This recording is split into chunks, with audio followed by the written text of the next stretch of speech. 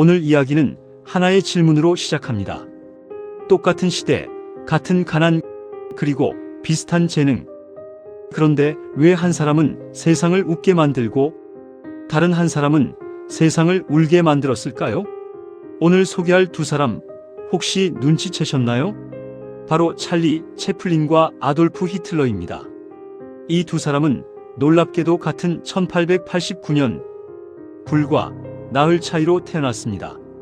1889년 4월 히틀러가 먼저 태어나고 나흘 뒤 채플린이 태어났죠. 그리고 더 놀라운 사실이 있습니다. 이 두 사람은 생김새도 비슷해서 둘 다 작은 콧수염을 길렀습니다.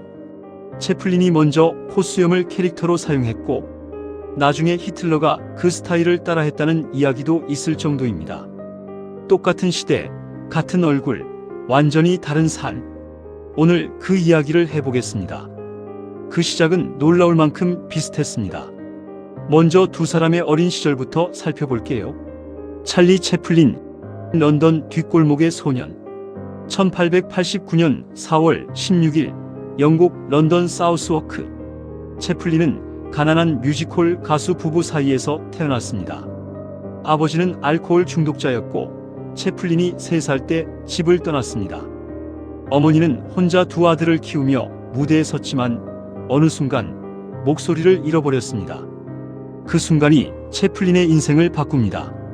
무대에서 갑자기 목소리가 나오지 않는 어머니를 대신해 5살짜리 채플린이 무대로 뛰어 올라갔습니다. 관객들이 웃었고 동전을 던졌습니다. 그것이 채플린의 첫 번째 무대였습니다.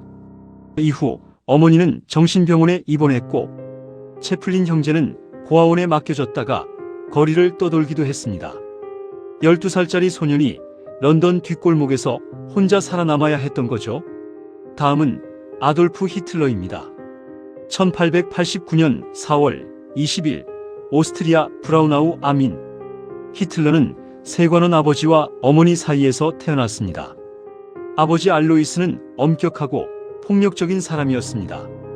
히틀러는 그런 아버지와 매일 충돌했고 그림 그리는 것을 좋아했지만 아버지는 공무원이 되길 원했습니다. 히틀러의 유일한 위안은 어머니 클라라였습니다. 클라라는 히틀러를 무척 사랑했고 그의 꿈을 응원했습니다. 그런데 그 어머니가 히틀러가 18살 때 암으로 세상을 떠납니다. 히틀러는 그 충격을 평생 안고 살았다고 합니다. 같은 시대를 살았던 두 사람의 공통점은 두 사람 모두 아버지와의 관계가 좋지 않았습니다. 어린 나이에 가정이 무너지는 것을 경험했습니다. 예술적 감각이 있었습니다. 인정받고 싶은 욕구가 강했습니다. 출발점은 놀라울 만큼 비슷했습니다. 같은 꿈, 그리고 첫 번째 좌절. 이제 두 사람의 꿈 이야기를 해볼게요. 그리고 그 꿈이 어떻게 달라졌는지도요. 히틀러의 꿈, 화가. 히틀러의 꿈은 화가였습니다. 실제로 그림 실력이 없지는 않았어요. 빈의 거리 풍경, 건물을 꽤 세밀하게 그렸습니다. 그런데 문제가 있었습니다. 히틀러의 그림에는 사람이 없었다고 합니다. 건물은 정교하게 그렸지만 사람 그리기를 어려워했고 피했습니다. 빈 미술학교 입학시험. 히틀러는 2번 응시했고 2번 모두 떨어졌습니다. 심사관은 인물화 능력이 부족하다고 평가했습니다. 사람을 그리지 못한 화가 지망생. 그리고 훗날 수백만 명의 목숨을 앗아간 독재자. 이 연결이 우연일까요? 미술학교에서 떨어진 히틀러는 빈에서 노숙자처럼 살았습니다. 공공도서관에서 책을 읽고 값싼 식당을 전전하면서요. 그 시기에 히틀러의 머릿속에는 분노가 쌓이기 시작했습니다. 채플린의 꿈, 배우. 채플린 역시 처음에는 쉽지 않았습니다. 어린 시절 무대를 전전하며 각종 단역을 했습니다. 제대로 된 학교 교육도 거의 받지 못했죠. 채플린에게는 한 가지 특별한 능력이 있었습니다. 바로 관찰력입니다. 채플린은 런던 빈민가에서 살면서 가난한 사람들의 걸음걸이, 표정, 몸짓을 유심히 관찰했습니다. 취한 아저씨가 걷는 방식, 배고픈 아이가 빵을 보는 눈빛, 그 모든 것이 채플린의 연기 재료가 됐습니다.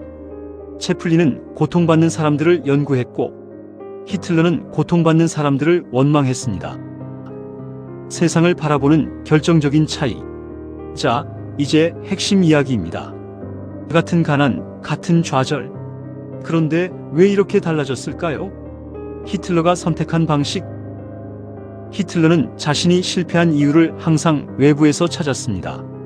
미술학교에서 떨어진 건 유대인 심사관 때문, 독일이 1차 세계대전에서 진 건 유대인과 공산주의자들의 배신 때문, 자신이 인정받지 못하는 건 사회가 잘못됐기 때문. 이걸 역사학자들은 희생양 찾기라고 부릅니다. 내 잘못을 누군가의 탓으로 돌리는 것. 그리고 그 분노는 점점 커져서 정치로 향했습니다. 히틀러의 연설 능력은 대단했습니다.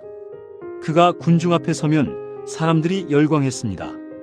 그 목소리, 그 몸짓, 그 눈빛, 예술적 감각이 완전히 다른 곳에 쓰인 겁니다. 잠깐, 이런 심리 우리 일상에도 있지 않나요? 일이 잘 안 됐을 때 우리도 이렇게 생각하지 않나요? 저 사람 때문이야. 운이 나빴어. 세상이 이상해. 히틀러의 이야기가 먼 나라 이야기가 아닐 수 있습니다. 채플린이 선택한 방식, 표현하기. 채플린도 고통받았습니다. 하지만 채플린은 그 고통을 재료로 삼았습니다. 그의 대표 캐릭터 리틀 트램프, 떠돌이 신사. 낡은 예복에 작은 콧수염, 큰 구두, 지팡이. 늘 가난하고 늘 실패하지만 절대 품위를 잃지 않는 사람. 이 캐릭터가 어디서 나왔을까요? 채플린 자신의 어린 시절이었습니다. 가난했지만 자존심이 있었던 그 소년. 채플린은 고통을 예술로 승화시켰습니다. 그리고 그 예술은 전 세계 사람들의 마음을 위로했습니다. 가장 놀라운 장면, 더 그레이트 딕테이터. 자, 이제 역사상 가장 극적인 순간 하나를 소개해드립니다.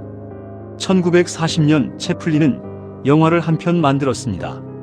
바로 더 그레이트 딕테이터, 위대한 독재자입니다. 이 영화에서 채플린은 두 가지 역할을 동시에 연기합니다. 하나는 유대인 이발사, 또 하나는 히틀러를 패러디한 독재자 힌켈.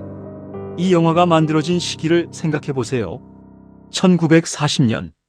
히틀러가 유럽을 점령하고 있던 바로 그 시기입니다.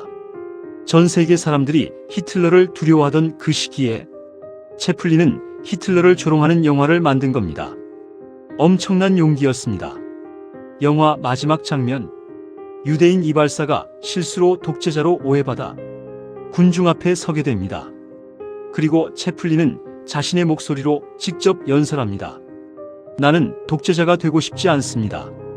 그것은 내 업무가 아닙니다. 나는 모든 사람을 유대인이든 아니든 돕고 싶습니다.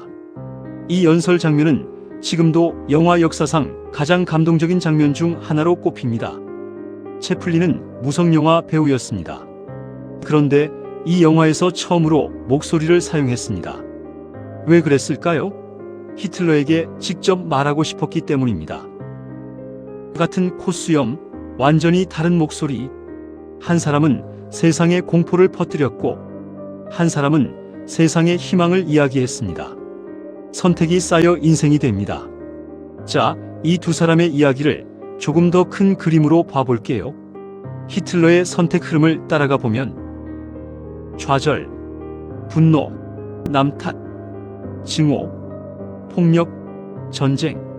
채플린의 선택 흐름을 따라가 보면 고통, 관찰, 표현, 공감, 예술, 웃음. 각각의 선택은 아주 작았습니다. 오늘 화낼까, 이해할까? 이건 남 탓일까? 내가 바꿀 수 있을까?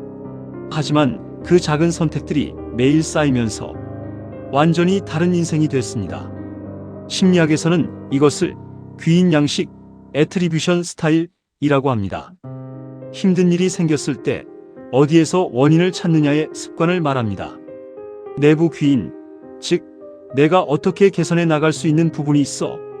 외부 귀인, 이건 다 저 사람 때문이야.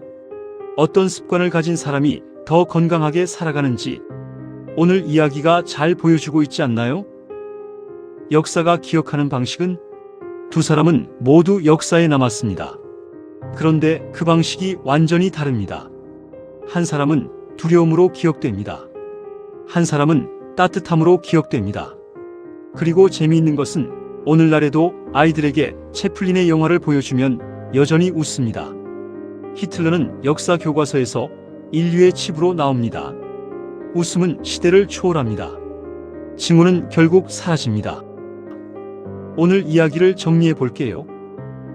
같은 시대, 같은 가난, 비슷한 좌절. 하지만 완전히 다른 선택. 그리고 완전히 다른 인생. 채플린과 히틀러의 이야기는 인간이 환경만으로 만들어지지 않는다는 것을 보여줍니다. 우리도 매일 선택합니다. 힘든 일이 생겼을 때 누군가를 탓할 것인가? 아니면 내가 할 수 있는 것을 찾을 것인가? 억울한 일이 생겼을 때 징후를 키울 것인가? 아니면 이해하려 할 것인가? 그 선택 하나하나가 쌓여서 우리가 어떤 사람으로 기억될지를 결정합니다. 여러분은 지금 어떤 선택을 하고 계신가요? 오늘도 들어주셔서 감사합니다. 구독과 좋아요는 다음 영상을 만드는데 큰 힘이 됩니다. 감사합니다.